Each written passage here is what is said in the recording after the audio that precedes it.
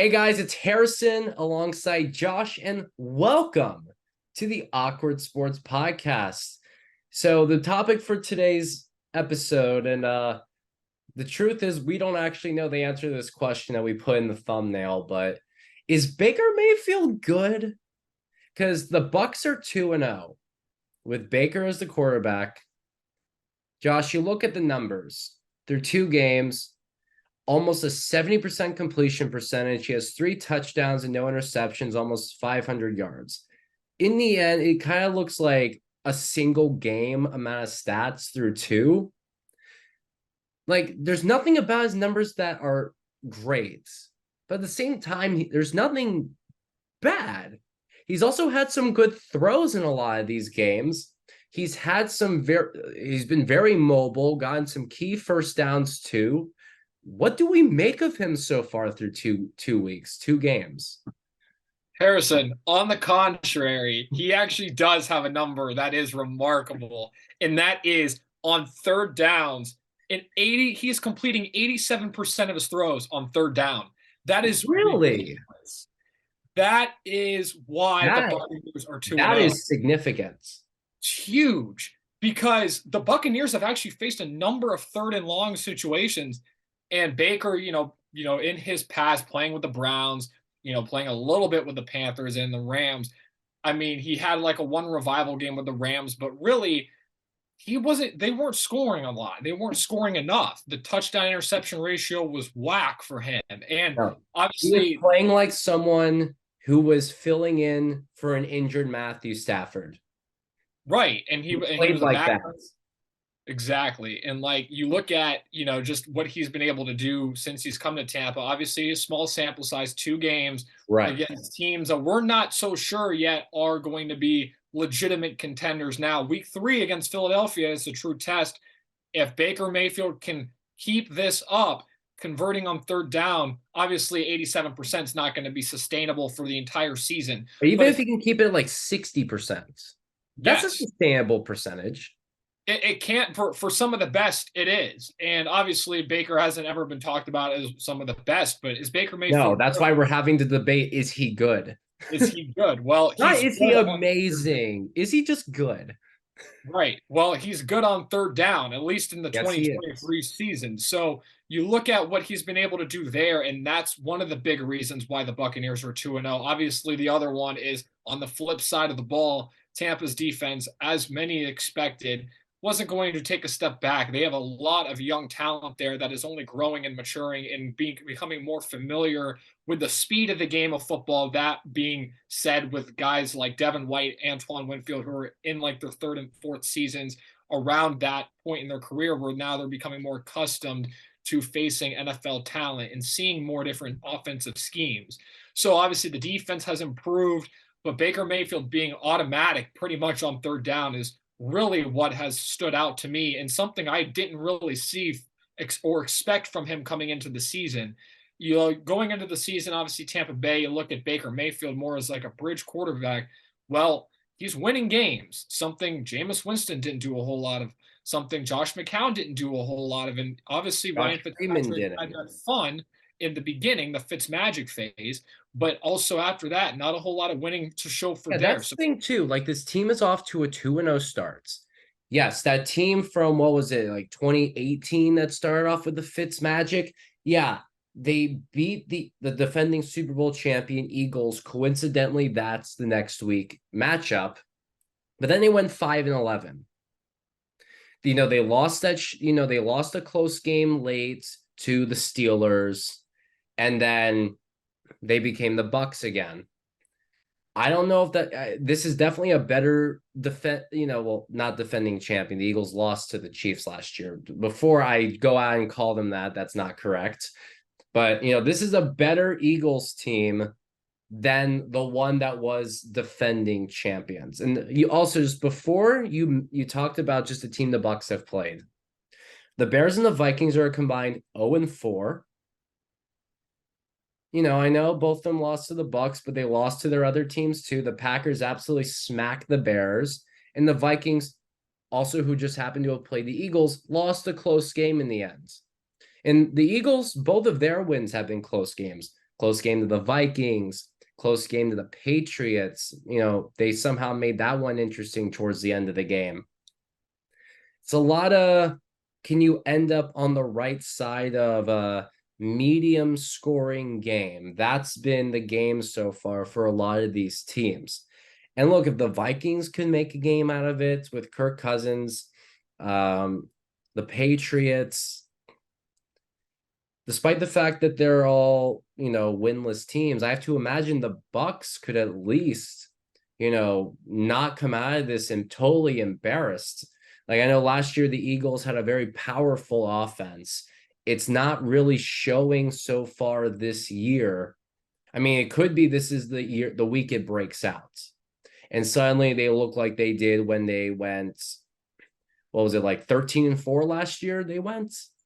Well, Harrison, again, I think you bring up some great points, especially about the offense, right? Maybe it could break out. And I think the thing that we've kind of seen, at least from Philly to start this season, is yeah, they are in close games. I think they're still trying to figure out their identity in the running game. Obviously, they do not have Miles Sanders anymore. They've been using Kenneth Gainwell a lot in the passing game. They brought in DeAndre Swift during the draft via a trade out of Detroit. So you look at the new backfield that the Eagles have, and they're still figuring out where does each one of these running backs fit in the system. Now, with that being said, Devontae Smith has taken a jump early in year two. And, him being opposite A.J. Brown, that receiving core is lethal enough to keep that offense afloat, which we've seen, which is why they're still winning these games close. But once the Eagles figure out that running game, once they figure out the identity there, they're going to be back to what we saw from them last year, which is an unstoppable force that this offense is capable of. In Tampa, that could happen in any given week. So Tampa's got to be ready Monday night. Absolutely. And look, yeah, in theory, can you run the ball with Jalen Hurts? Of course you can, but that's not his job. His job is to, his legs are to keep the play alive until he can get a good throw. Sometimes he gets a few extra yards for the first downs, like what we were talking about with Baker, except, much better at all of that by a lot. But it's all, you got to have that running game. The Bucs barely pulled out that first win without a running game. Second game, the running game was a huge part of it with Rachaad White really looking how he did at the end of last season. We'll see. Like I said, both teams come in this 2-0. And what are your thoughts on that upcoming matchup besides that, if you had to throw a prediction out there? Yeah, absolutely. I mean, obviously, you just touched on Jalen Hurts. Running isn't his job, right? Well, the Eagles coaching staff was definitely watching that Browns game the other night. I'm pretty sure they're not going to want to run Jalen Hurts after what we saw happen, unfortunately, to Nick Chubb, down there in the goal to go situation. No. So, it's just one of those things where, he's going to run when he has to, but it's just one of those, again, cautionary tales where we watch these star players, they're so dependable week in and week out. But again, you want to protect your quarterback at all costs. You want to protect your star players at all costs. And you're going to, probably see, again, a Jalen Hurts that is more, pass first. Again, he's capable of making plays with his legs, but that's only going to be when he has to. I do like Philly on the road here. I think Tampa is going to be in for a much tougher matchup than they've seen in the first 2 weeks. Obviously, Minnesota was exciting last year. They won a bunch of games by one score. So I think every single one of their wins, except maybe one, was by a score. Yeah, I'm willing to say probably it was, because if you look at all the games that they won, most of them were by a score. And that was the biggest criticism of Minnesota. Yeah. There was nothing decisive. I mean, They weren't as bad as that Steelers team in 2020 that you consider the worst 11-0 team of all time. They still had that comeback, the biggest comeback of all time in the regular season. But it's funny. A win is never just, a win's a win, obviously, because, it got them into the playoffs, all that. But when it comes to the critics, especially with the way it's been this year, they end up on the wrong side of those same tight games. the first two games. But with the critics, it's not good enough to just have a win's a win. You want to see something decisive. And the Vikings could just never have that decisive win over anybody. Good team, bad team. And that's when you really think about it, because it was always close no matter who you played, good or bad. That's where the criticism comes in.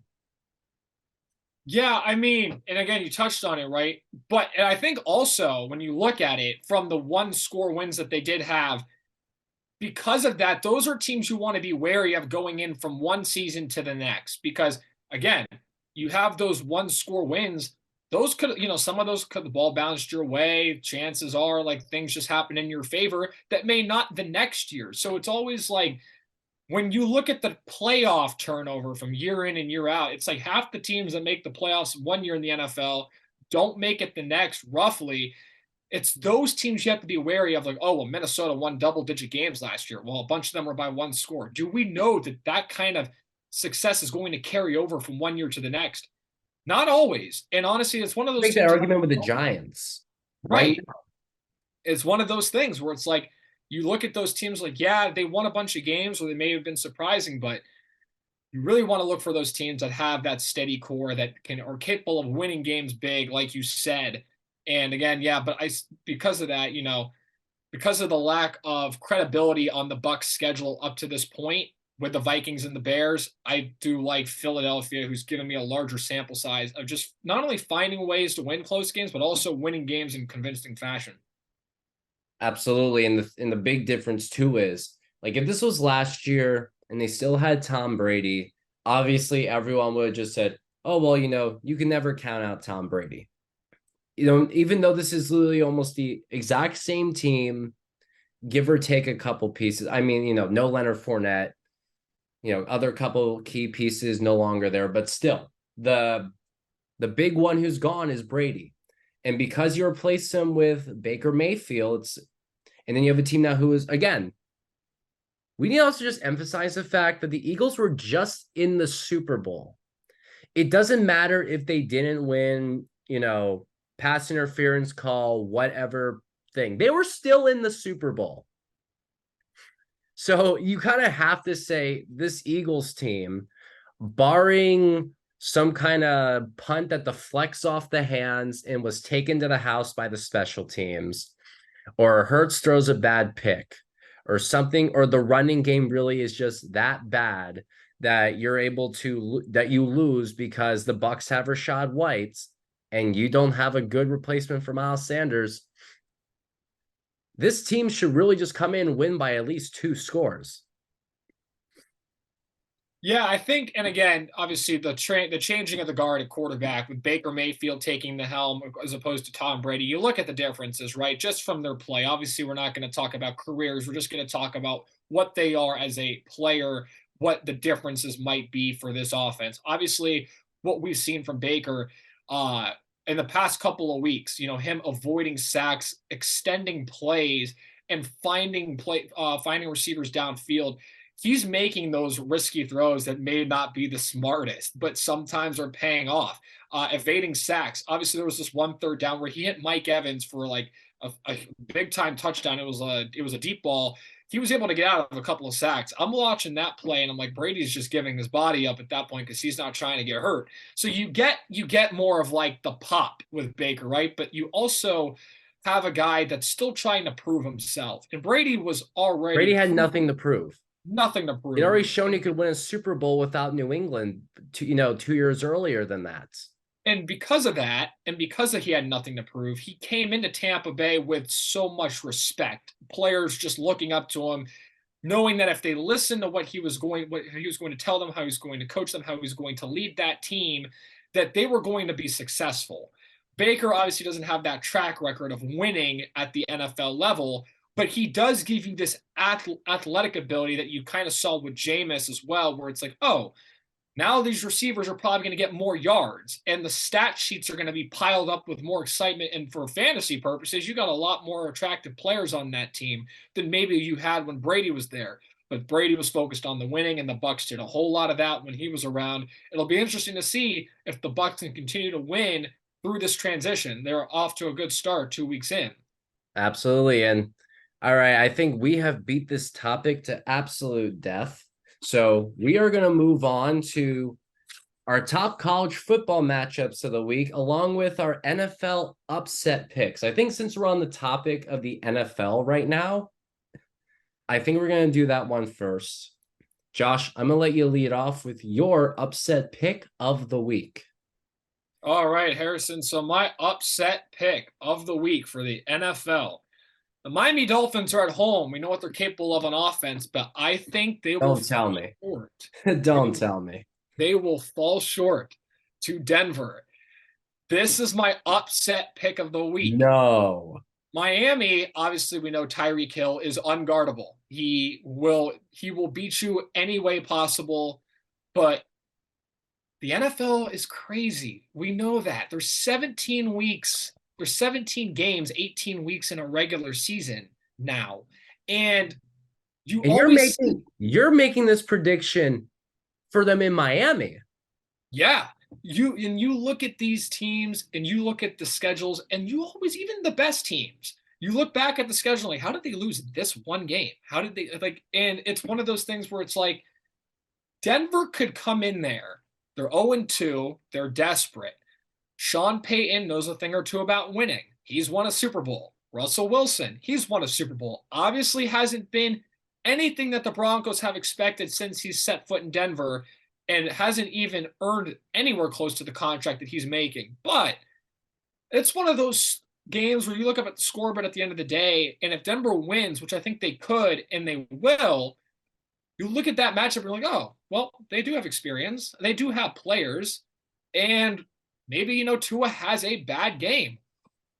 Or did I just say that? Sorry, Miami Dolphins fans. No, I mean, he's capable of is that really a crazy thing before last year, Tua having a bad game? a bad game. The issue before last year, the issue was Tua having a mediocre game. There were people who wanted to replace Tua before last year.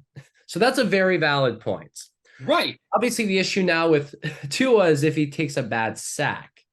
At that point, then there might be an upset because Tua, can't play. But then then there's a whole argument of, well, did they win because they were good, or did they win because the Dolphins just watched their quarterback just get carted off for the umpteenth time? I do not want that to happen. Right. By the way, and I just for the want to say, record, God forbid. Last year was scary as hell, but but that's something you still have to talk about. Sure. And for the record, this is a matchup, right? So I think Denver's going to win this matchup. Do I think Denver is a better overall team throughout an entire season than the Miami Dolphins? No. But on any given Sunday, obviously the cliche in football, you can lay an egg one week. It happens. And who's to say week 3, an 0-2 Bronco team desperately looking for a win with a proven head coach and a quarterback that has, matter of fact, won games before. We've seen it happen. I can see it happening. But here's my question too. You've talked about the quarterbacks almost exclusively. I just want to know, with the way Tyreek Hill has played the first 2 games, especially that first week where he had 215 receiving yards and absolutely scorched the cornerback. What do you even do to stop him? Who on that team could even potentially match up with him to even make this possible? Or do you just have to hope you can win or do you just hope you can win a shootout? Yeah, I mean, you look at this team, right? And obviously Tyreek Hill, like I said, is unguardable. Right? It's almost like, prime Randy Moss, where it's like, okay. Well, wait, unless you're Antoine Winfield in the Super Bowl, but I'll let you keep going. yeah.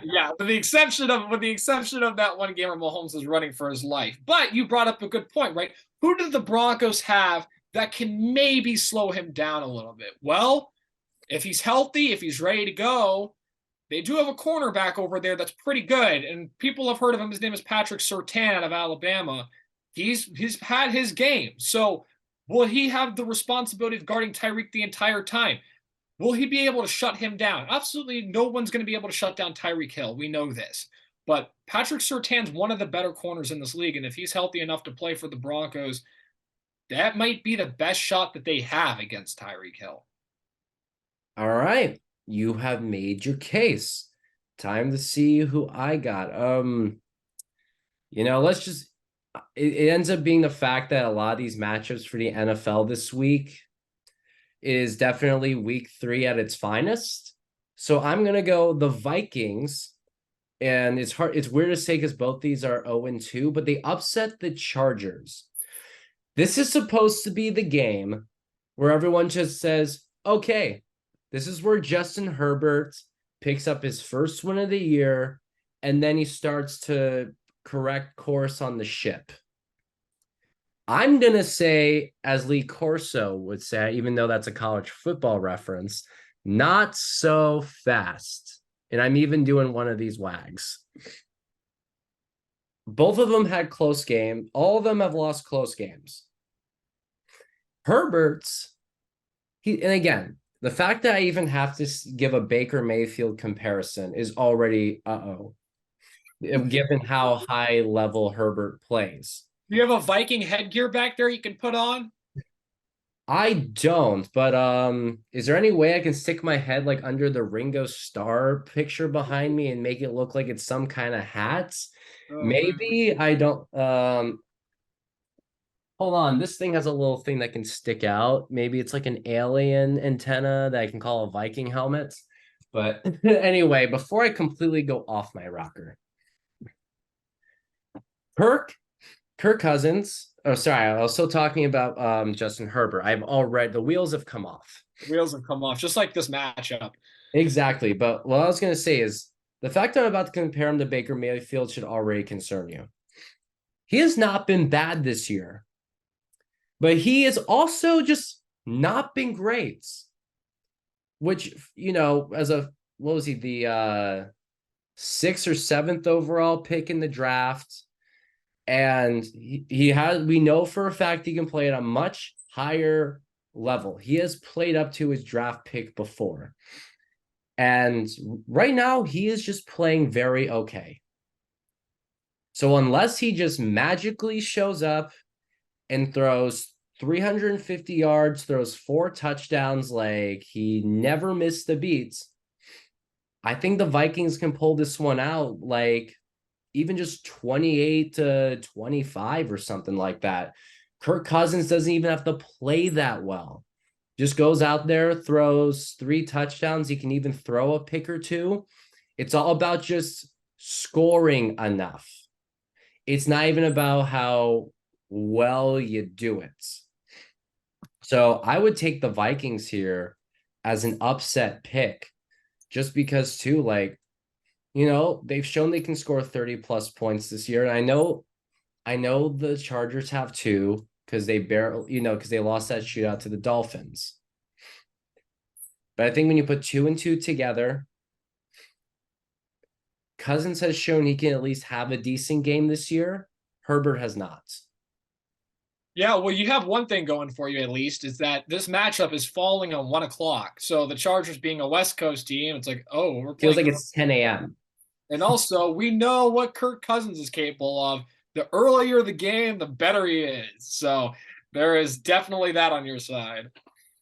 Absolutely. And man, how did we really picked the wrong week to do upsets of the week and pick your matchup? Like, what did we have the first time around? We had like all these cool matchups where we're like, okay, I just want to see how Jimmy Garoppolo can do against a real team, or I don't know, but hey, we do have some good matches for college, which is nice. So you're going to go too. I want to see what you got for college. I have some nice picks. I know you got a couple good ones up your sleeves. One of them, I think you hinted, involving a certain prime time effect. Yeah, Harrison, and I'll let you lead off actually, since you started with that T, since I led off for the last one. So Harrison, your matchups, who do you like? College football. Oh, okay. So we'll get to your matchup in a moment. My first one, I'm going Ohio State Notre Dame. Top 10 matchup. And I'm also kind of picking this one more for the historical significance too. This is the first matchup in South Bend since 1996, and only the third time ever. Do you know they've only played each other 7 times ever? Ohio State and Notre Dame? 7.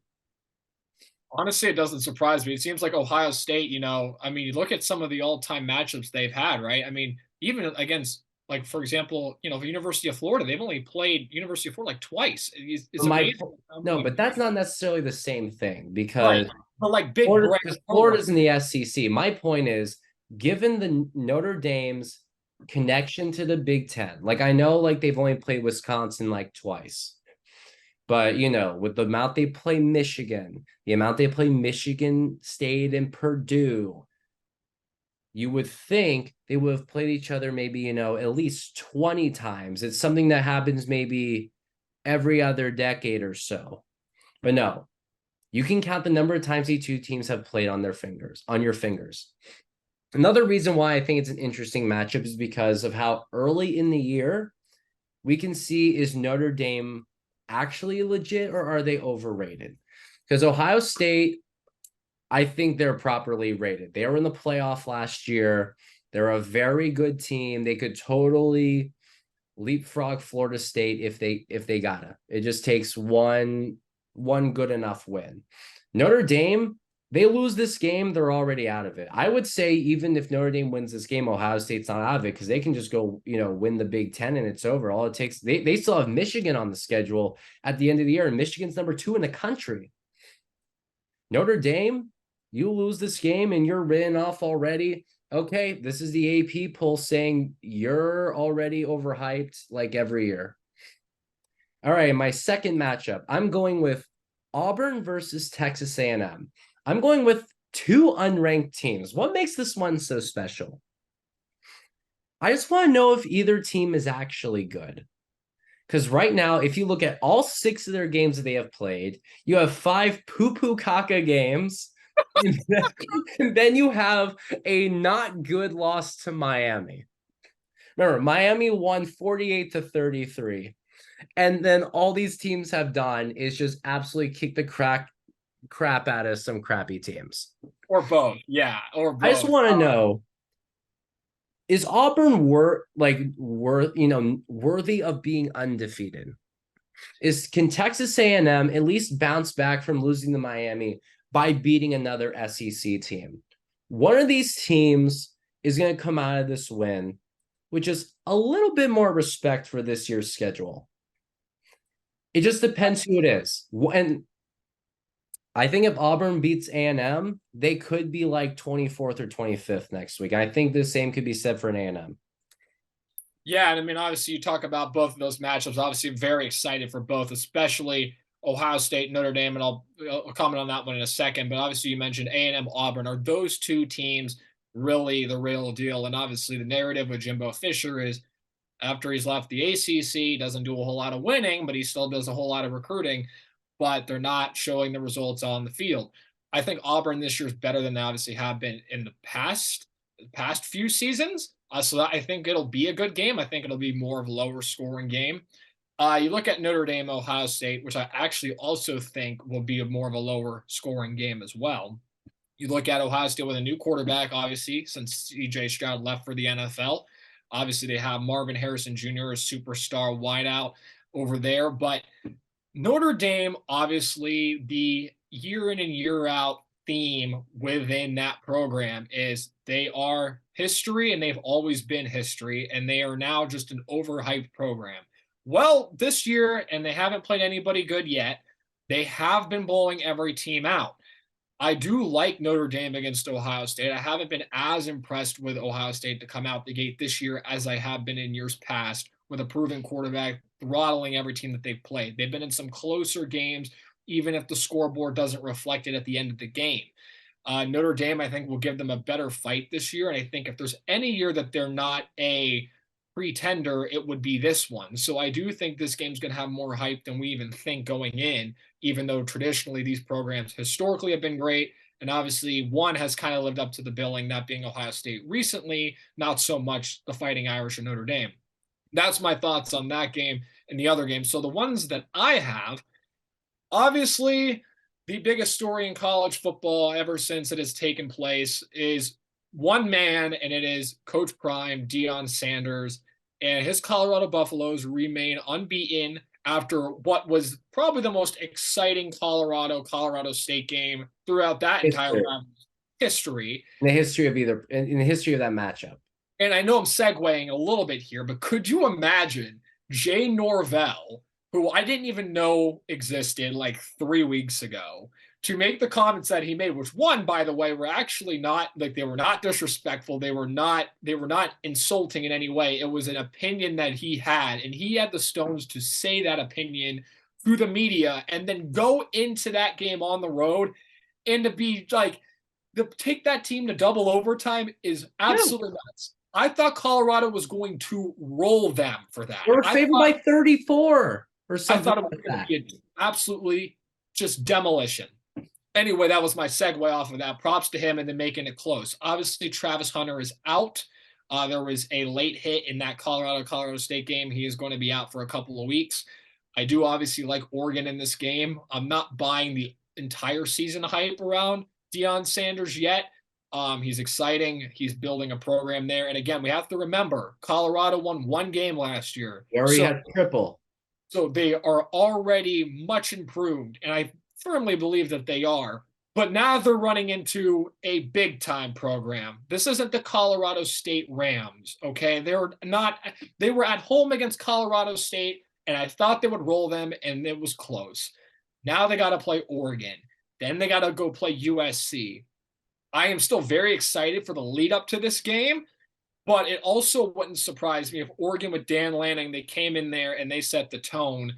But on the flip side, if Colorado without Travis Hunter can somehow shock me the way Colorado State did a week ago, make this close, and maybe even pull off an upset, then we're looking at perhaps the most hyped up college football matchup we have seen in college football this season outside of the SEC and USC and Colorado. So that's my first matchup. The other one, we're staying in the Pac-12. I know it's their last year, but they got a great conference this year. UCLA, Utah, fringe top 10 teams, but again, both unbeaten. And with the strength of that conference, these matchups, they're going to be their friends. So I think this conference is going to get more of the benefit of the doubt this year for the playoff than it ever has, because the knock on the Pac-12 year in and year out is they don't have enough talent throughout the conference. Well, this year, we can say that they do. Washington, Oregon, UCLA, Utah, USC, Colorado, that's half the conference right there that we're all talking about as legitimate threats, and they're all ranked. So the conference isn't weak this year.